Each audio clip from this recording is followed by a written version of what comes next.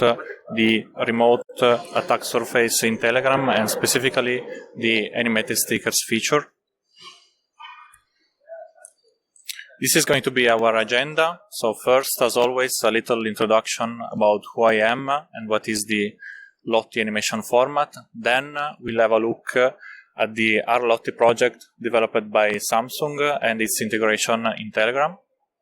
After that, we are going to have a look at the fuzzing efforts and my methodology I have used in my research. Then we'll analyze my findings, the issues I have identified, have a live demo of the issue, and consider some exploit limitations of my specific attack vector.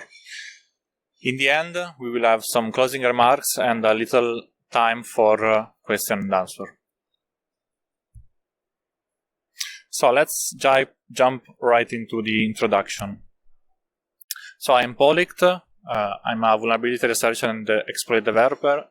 Currently, I am the research team director at Shielder, a cybersecurity company in Italy. In my free time, I enjoy backpacking around the world, and you can find me on Twitter at polict_. So if you have any question after my talk, we can either discuss face-to-face or you can just DM me, since my DMs are open. So what is the Lottie animation format? Basically, it was created by Airbnb, by their design team, and the core pro of using Lottie instead of PNGs or GIFs is that they are really smaller than the others, and after that they can also be manipulated at runtime. So it's really a nice pro over the counterparts.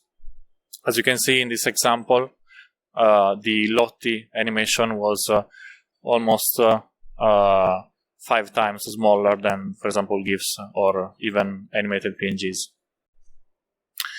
Lottie animations are defined as a JSON file, so instead of having like a binary blob, there is a simple JSON file which will come handy afterwards when we will see structure over fuzzing. So who is using Lottie animations? On the right part of the screen, you can see an example of a Lottie animation. You might have seen this in Telegram itself, and since it's part of the animated sticker pack developed by Telegram. While on the left part, you can see some of the vendors or products that actually use Lottie animations. So here, most probably, the most interesting one is Signal, but we need to consider here that most of the other vendors besides Telegram actually parse and render Lottie animation coming from the file system and not from third parties. You can see also other examples like the Galaxy Watch, because as we will see, Samsung developed C++ library in order to parse and render Lottie animations called rlottie. While we'll have a specific look at the C++ version, most of the other vendors actually use the Java or Swift library developed by Airbnb themselves. I will focus on the Samsung one since it is the one used in Telegram, but of course another potential work for the future would be checking if those other libraries had similar issues. So let's have a look at the bare-bone example of Lottie animation. As you can see, as I mentioned earlier, they are defined as a JSON. So there is the outermost layer, which will include these 5 main keys, which, as you can see in the comments, are the version identifier, the frame rate, the in-point, the out-point, and actually the most interesting one from the point of view of the animation, which is the layers one. So let's move to the Samsung rlottie project, because this is the Lottie library which is actually used in all of the official clients of Telegram. As I mentioned earlier, rlottie is a C++ library developed by Samsung for parsing and rendering lottie animations. It is open source and its code is available on github.com, so you can easily surf or instrument it. And the main advantage, from what I understood doing this research against the Java or Swift counterparts, is performance, because since it's in C++, the animations are parsed and rendered in way less time. An important thing to consider about rlottie is its threat model, since they don't currently track issues stemming from parsing and rendering untrusted images, as in third-party images or animations. This, of course, is a legit decision, but in the specific Telegram case, since they have a different threat model, since animated stickers are basically lottie animations, so you can send a custom lottie animation to another user, so it's not really the same threat model, since you can pretty much create an animation from scratch and send it to the other client, and the other client will try to parse it and render it. So it creates a problem from Telegram, since they will need to track and fix each and every issue they find, since the threat model is different. So let's have a quick look about how we can basically use rlottie, since as I mentioned earlier, it's open source, so you can directly use it and analyze it. Basically, it is divided in two main APIs, which are named like in a human way and are pretty easy to use. So the first is load from file, which will load in memory and parse an animation coming from the file system. And there is also load from data, which is basically the same one, but it actually imports it from a string object. While when we move to the render part, there is pretty much one single API, which is the renderSync method, which will render the animation basically on a bitmap, for example, on the Android case that we will see later. As you can see in the renderSync method, there is the frame number argument, which defines the specific frame we want to render on the bitmap. So, as we have seen, it's really easy to use it, and there are not much calls we need to do. So our harness, which is the piece of code which we need in order to interface the fuzzer to the target API, is pretty much ready, so we can just fuzz it. Before we move to the fuzzing part, let's have a look at the actual rlottie integration in the Telegram code. You can see here a little overview of the process. So once an animated sticker is sent, it is saved in Telegram's cloud and its coordinates sent to the recipient.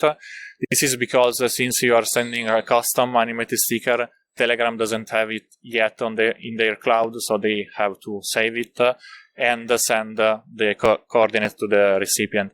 In case you send an animated sticker coming from a sticker pack, it is already on the Telegram cloud, so only the cloud coordinates will be sent to the recipient, so the recipient client.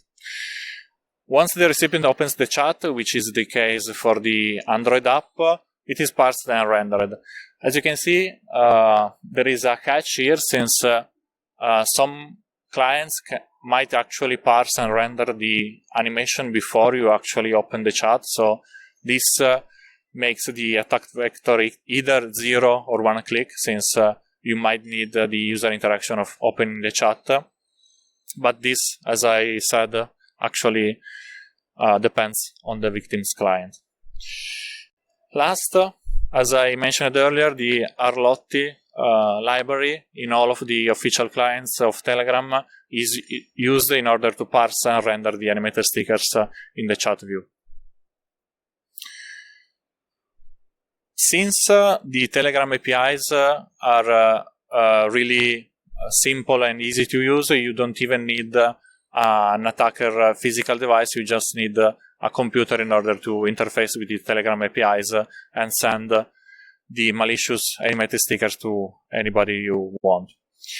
Also, last but not least, by default, during my research, new chat from strangers do not have any additional protection enabled. So, for example, secret chat from strangers do not have animations disabled by default. So, you can just send a malicious animated sticker to somebody who has not you in their contacts, and the animation sticker will be parsed and rendered like it's normal. Let's have a look at the specific integration of rlottie in Telegram for Android.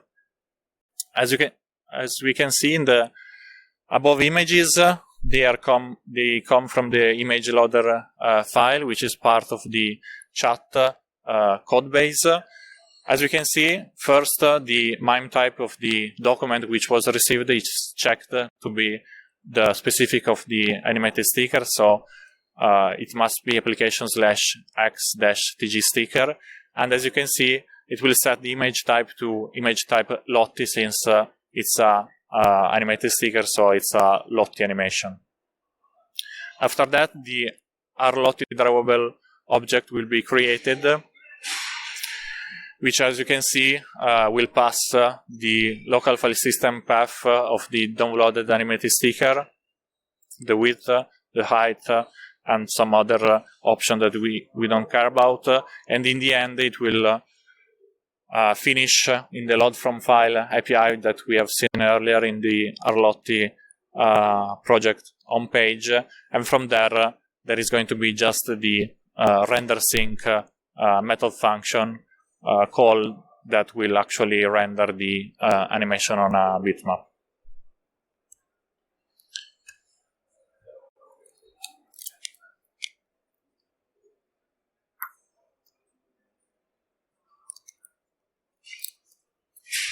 So, as we have seen, rlottie is reachable remotely. There is no sandbox or specific protection or anything like that.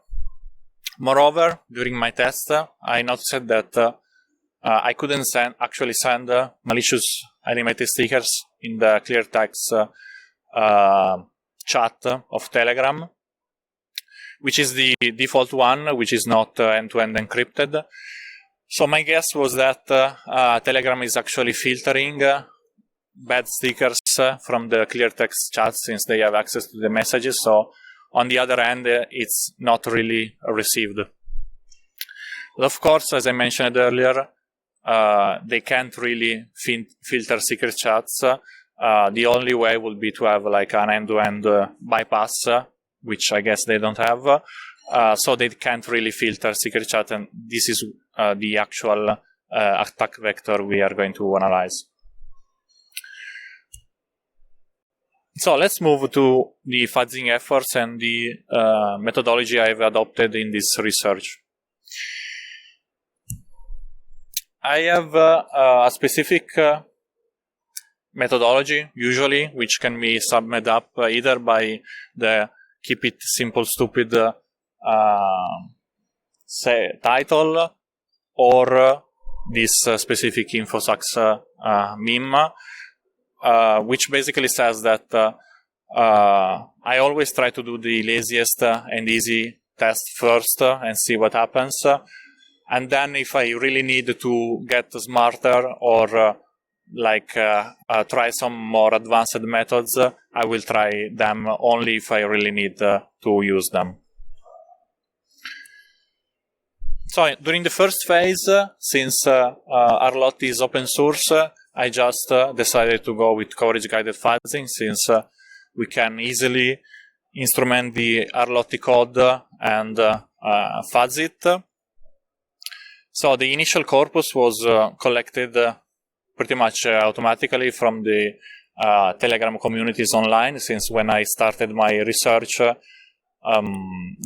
some of the animated stickers designers were already publishing some some of them online, so I could just download them and add them to the corpus.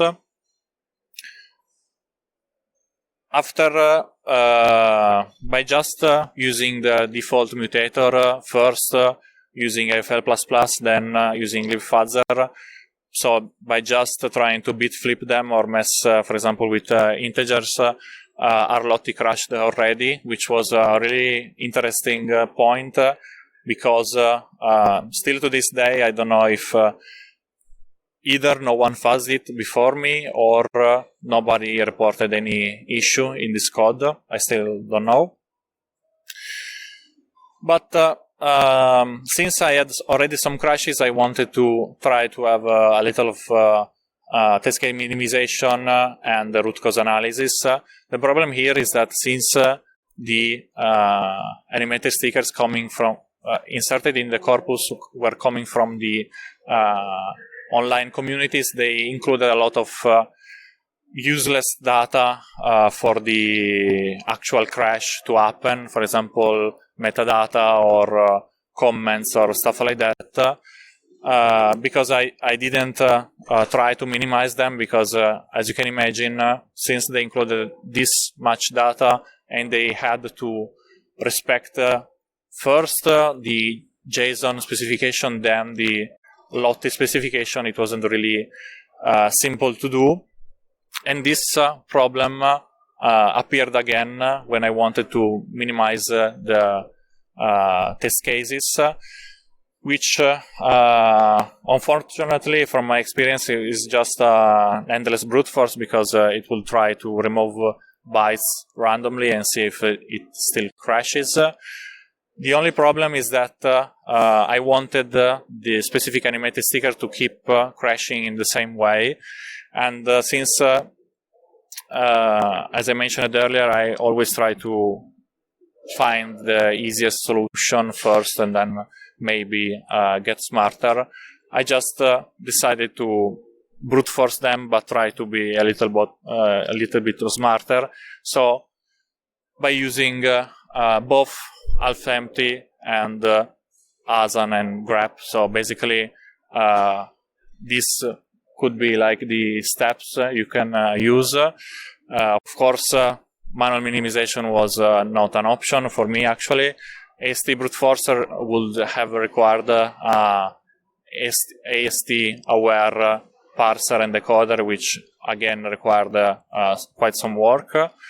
Half-empty is a tool developed by Taviso from Google Project Zero, which allows us to try to minimize a test case and test it through a script. So what I have done, I just used together address sanitizer, grep, and half-empty in order to keep that test case crashing in the same way while minimizing it. So this is pretty much what I've done. So you can see above there is the run and grep heap-based buffer overflow for white .bash script, which basically will pass the standard input coming from half-empty to the rlottie parser instrumented with address sanitizer, and then grep the right of size 4 because I wanted that specific crash. Of course, I could have filtered for the program counter, for the stack trace, or whatever I wanted from the address sanitizer report, but I had just this specific write of 4 bytes, so I just wanted to do it this way. And below you can see the actual main command line definition, which calls half-empty, says that it must be stable, so deterministic. The 0 char is the ASCII space char because it's a JSON and the space will just be skipped. I wanted the output in the minimized JSON, and I wanted this script to run with the address sanitizer instrumented parser. we can move to just a quick view of the summary stats. Note that these are actually the very initial stats on cheap hardware. Basically, it was run on a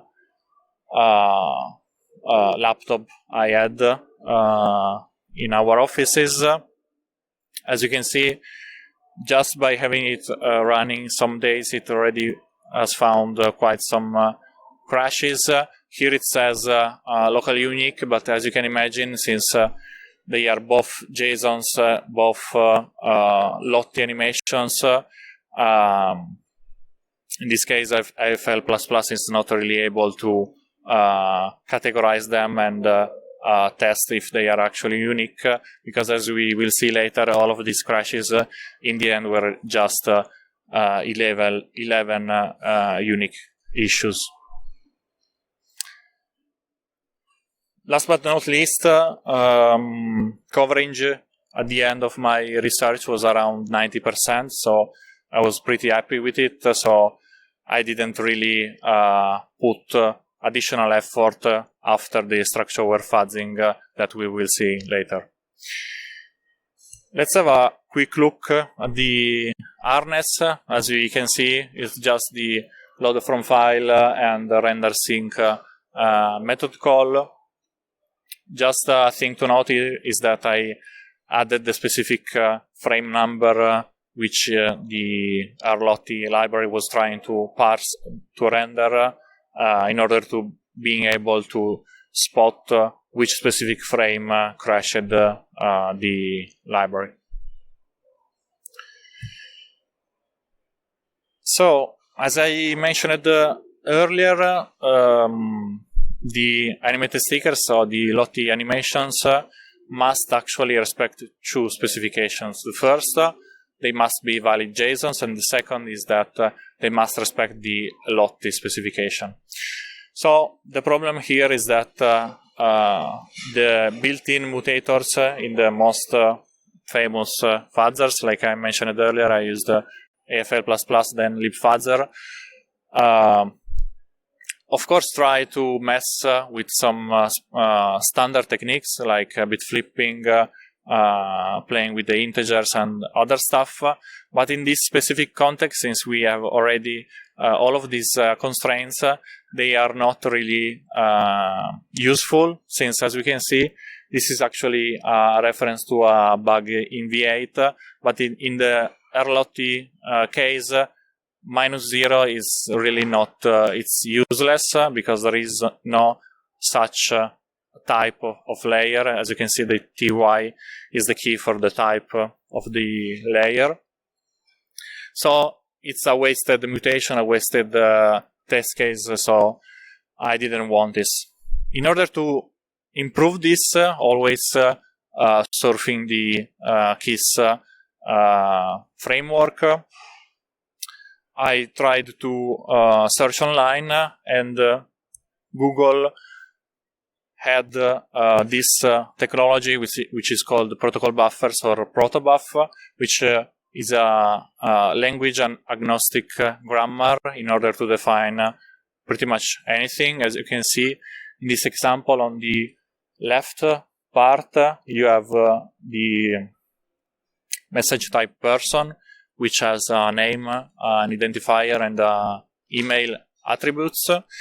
And on the right part, you can see that in C++ it's really easy to parse, for example, the standard input into a specific type which was defined in Protobuf. So we can easily encode and decode data using a specific grammar. How we can implement this in a fuzzer? Basically, we first, as I mentioned, we need to define a grammar. So all I have done is writing the rlottie protobuf. I chose to write the specific rlottie specification and not the lottie animation specification because they have some differences, since I was targeting the rlottie library and not each and every lottie parser.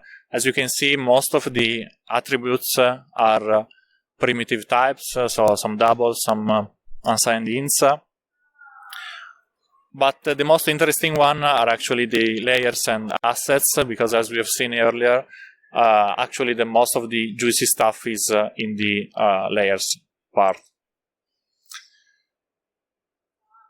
So by integrating this grammar logic in a fuzzer, we can really do some actually useful mutations. So for example, here you can see a really dumb example, but it's just to make you understand that this can be actually very powerful, translated to a target complex as rlottie or more. Instead of trying with weird numbers, we will try only the accepted, for example, types of layers, since we really want to advance our coverage, so potentially reach 100% of coverage.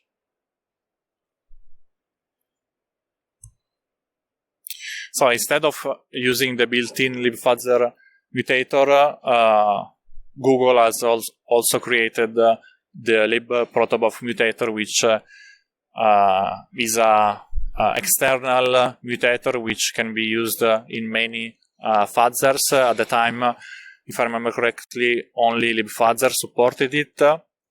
But in this way, we can easily tell the fuzzer that we want to use this mutator and we want only useful mutations, because we define the grammar and we define the logic that the grammar must respect, both in the grammar and in the harness. So, thanks to this, we move to the second phase of my fuzzing methodology, which is the structure-aware fuzzing, which is basically fuzzing from a structure-aware mutator, which allows us, as I said, to make useful mutations and potentially advance the coverage we reach. So it can be pretty much summed up in these 4 points. The rlottie proto, which is the Protobuf definition of the rlottie specification. Then, thanks to this grammar, we create an animated sticker from scratch. Then we pass this to libfuzzer in order to pass it in turn to the mutator, which will mutate it in a useful way. Then, since this is still in the Protobuf format, we need a way to convert this to a JSON in order to be accepted by the parser. So this conversion logic is implemented in the harness, which will in turn actually pass the created animated sticker, created and mutated animated sticker to the actual parser, which will try to parse and render the sticker. Let's now have a little comparison of the fuzzers I wrote. Just a little disclaimer here, these benchmarks are not to be taken really like in a deterministic way, since you might get some other results. I've divided the columns into 2 main fuzzers, since as we have seen, first I tried with simple coverage guided fuzzing, then I moved to structure aware. As we can see, I had quite some coding iterations for the harness, because since in coverage guided I just needed to parse it from the file system or a string, load it in memory, parse it, and then render it, while in structure aware I had to implement all of this rlottie grammar and Protobuf to JSON conversion grammar, so I had to write the harness quite some times. But a plus of this improvement is the invalid mutations percentage, because as you can see, most of the coverage guided mutations either broke the JSON specification or weren't really useful from a rlottie grammar standpoint. So I was pretty much wasting time and executions. Downside of this is a slowdown, of course, because since there is a lot more logic involved, it's way slower. Instead of just bit flipping, it's creating from scratch animated stickers and mutating it by respecting a specific grammar. Last two rows of this page, as you can see, the time, of course, it's really different, since with coverage guided, I just needed to download quite a bunch of animated stickers from Google and then run it after I wrote those 5 lines of harness, while with structure aware I needed to, as I said, write all of this grammar and conversion logic, which took quite some time. Time to results 2 is quite different, since even if the coverage was advancing faster than the simple coverage guided fuzzing, it still took quite a lot of time in order to arrive to more than 90% of coverage. So that was another difference. Moving to this second page, as I said, in the coverage part, in the simple coverage guided, it really depends on the corpus, since I wanted to have the most diversified corpus for starting the coverage guided fuzzing, but still I couldn't really advance the coverage after a point, because the mutator didn't have the knowledge to create useful objects or layers in the animations in order to improve the coverage, which instead was possible in the structure aware part, since theoretically I had no limit, no coverage limit, because it was just a matter of time, and the mutator would create pretty much any kind of animated sticker. 2 points about the test case minimization and comparison. As I mentioned earlier, in coverage guided, simple coverage guided, it's possible really only through brute force or, of course, manually, but that was not an option. And the comparison also is low, since we actually need to minimize them, because, as you can imagine, 3 kilobytes of single line JSON files are not really simple to compare one another without a AST aware decoder and encoder. While on the structure aware, it's pretty much direct and scriptable, since we already have the grammar logic, so we can just use it in order to minimize and compare them. Last but not least, some points about the number of unique issues I have identified after root cause analysis, since as we have seen, by looking at the stats coming from the fuzzers, of course there were thousands of crashes, but after root cause analysis they came down to 11 and 13, but still, as you can see, I could find two additional issues by implementing this structure aware fuzzing. So let's move to the findings I've identified, have a live demo, and some considerations about the exploit limitations of this specific attack vector.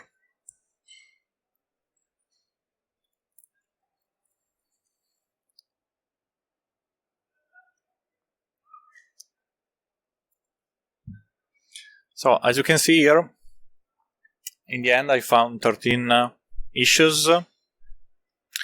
This is the list of all of them.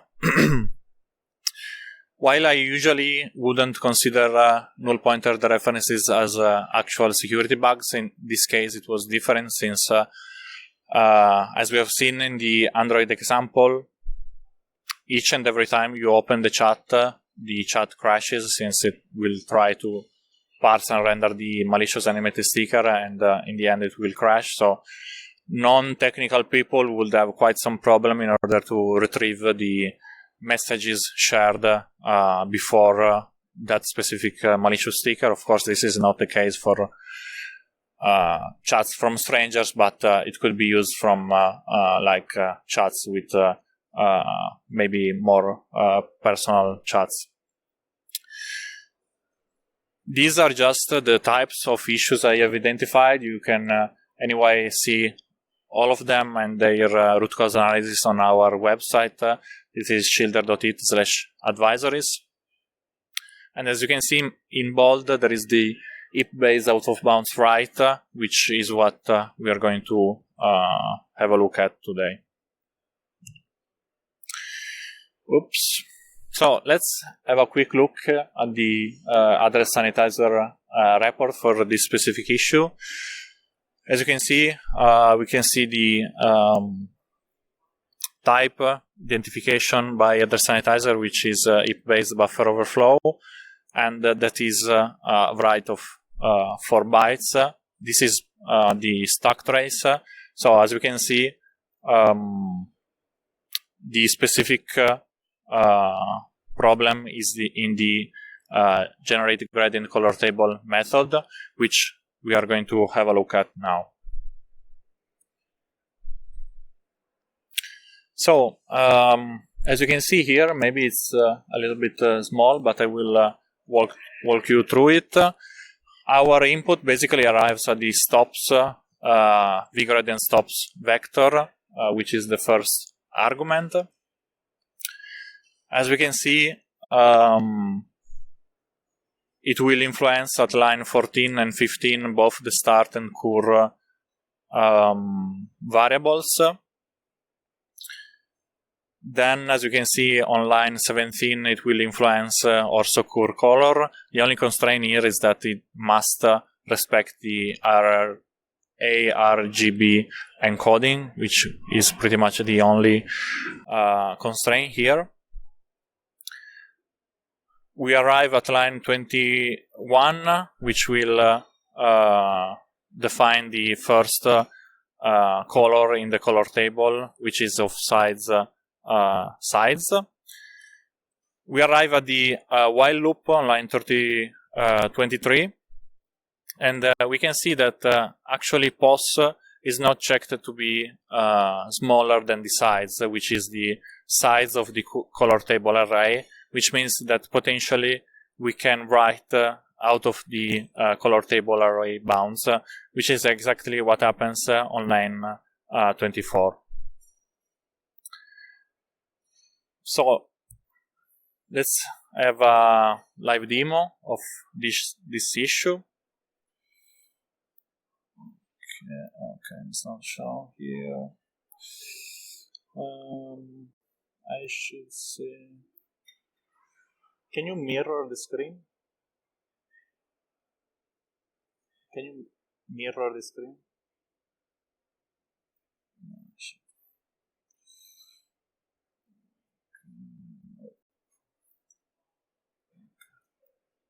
Okay, we'll just move them there.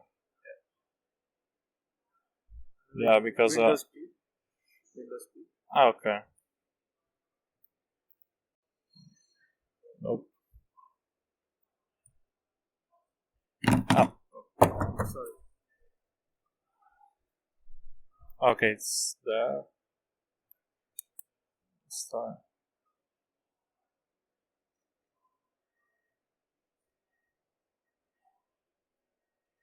Duplicate? You want to? Yeah.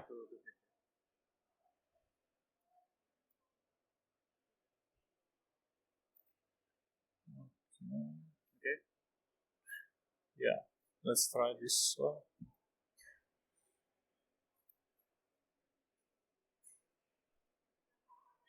Okay, it was closed now.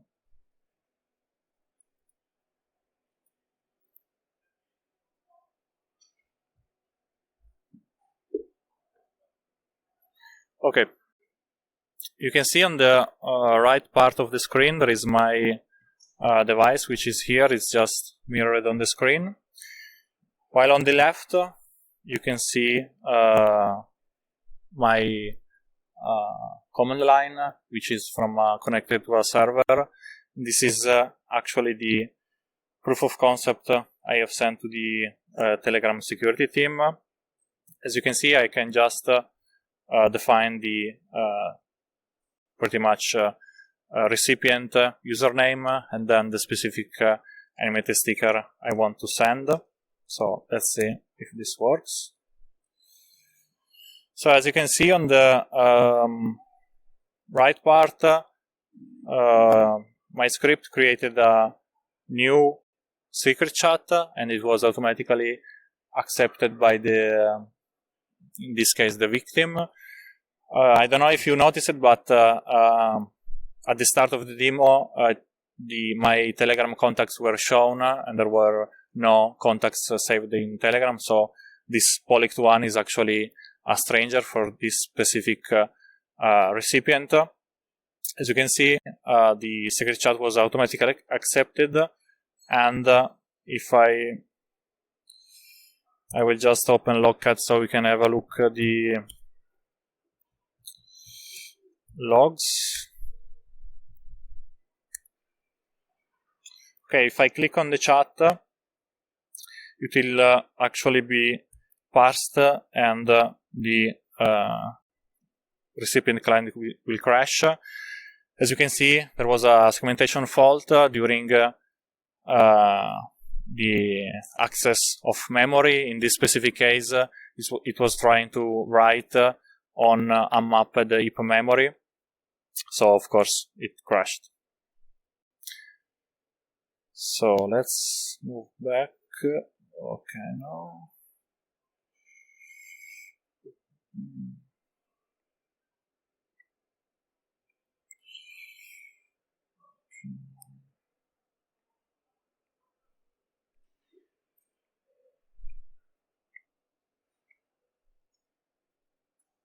Okay. So let's move to some exploit considerations. So as I mentioned earlier, the attack surface is only available in secret chats, since apparently clear text chats are filtered. Moreover, the Telegram APIs allow large-scale attacks from a single computer. As we have seen in the demo, I was able to just target any user I wanted through that specific script, but of course you can scale it. The specific heap out of bounds write issue we have analyzed is probably only exploitable on 32-bit platform, since it's just a write of 4 bytes. Last but not least, I couldn't find any remote info leak or memory probing oracle in order to bypass ASLR, which was the main problem, in order to create an exploit from these specific issues. I have also wrote some ideas I got after doing this research that I can share with you, which can maybe improve the results and lead to additional issues. So first, we could use the online-offline indicator as a memory probing oracle. Of course, this would require a very fast crashing or non-crashing state, which I didn't study much. Or we can craft, for example, a polymorphic animated sticker which passes the Telegram API checks for validity, making clear text chats valid vectors too, because every time you create a sticker set, the sticker you want to add to the set is actually tested in the case of animated stickers. So maybe there is a way to create a malicious animated sticker which doesn't create problem on the Telegram API sides, but creates problem on the specific client. About this specific issue, 2 ideas I got is to prove either, as I suppose, that the Telegram APIs are vulnerable to the same issues in case they use the same parser as in the clients, so the rlottie parser, or if they are using a different parser, find some parser differential issues between those 2 parsers, so find some additional issues in the differences between the 2 parsers. Last but not least, skip inside the fuzzing process the Protobuf to JSON conversion, since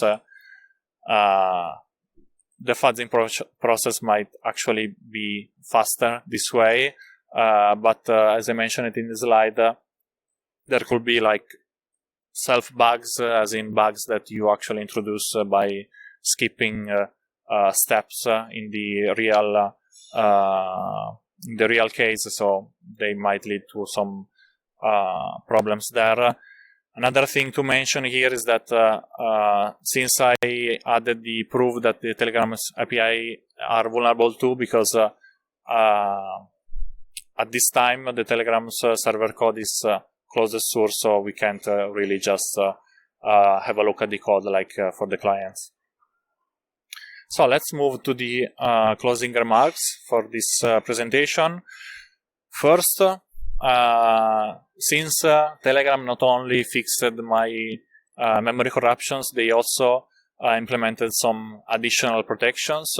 One of these is contained in this specific code snippet, which, as you can see, it will try to check that actually the animated sticker that you have received is part of a public sticker set. So you will not be able, thanks to this code, apparently, to send custom animated stickers, because even if they were received on the recipient part, they will not be parsed and rendered, since they will check that they are actually part of a sticker pack, which allows them to keep animated stickers in the secret chats as a feature.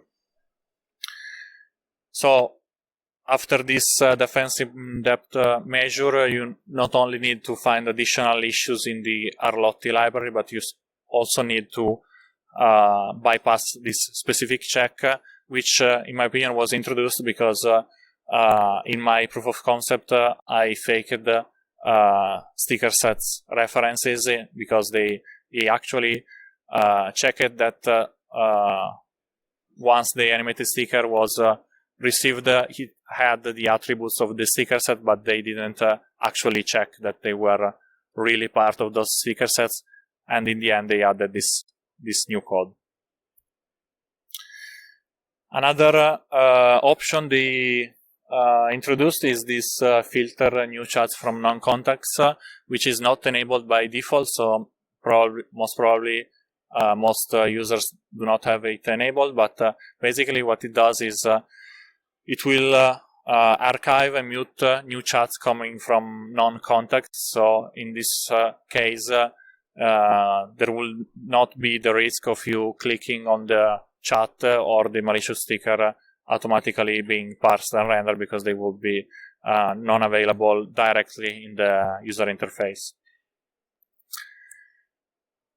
Some specific details of the patched releases. As you can see, they are just the official clients, and the Windows one, for example, is missing, since because of the need of a secret chat environment, the Windows client at the time didn't support secret chat, so I didn't even test it, because as I mentioned earlier, apparently they are filtering clear text chats, so it's not really vulnerable, as in you can't exploit it. Probably the library is vulnerable, but you can't really reach it. Last point, that is pretty much a really long-standing debate between the user experience and the security defaults. My personal experience with this research is that Telegram really cares about user experience and not really much about security, because as we have seen, there are some protection that were included only after some issues, or they introduced some features, for example the animated stickers, without really much testing, or in this case fuzzing. So thank you for listening to my talk. I will be available for some questions now. In any case, you can find me on Twitter at polict_, and you can keep up with our researches at shielder.it. Thank you.